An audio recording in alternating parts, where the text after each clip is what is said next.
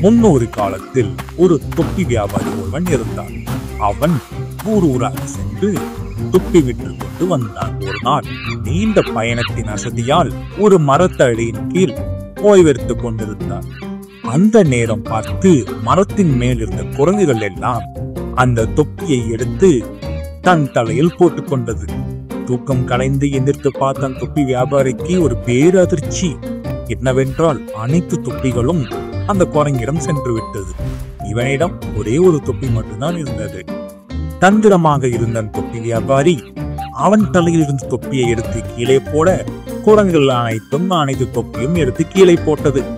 இதை கண்டு மகிழ்ச்சி கொண்ட தொப்பி வியாபாரி அனைத்தையும் அள்ளிக்கொண்டு அங்கிருந்து ஓடிவிட்டான்.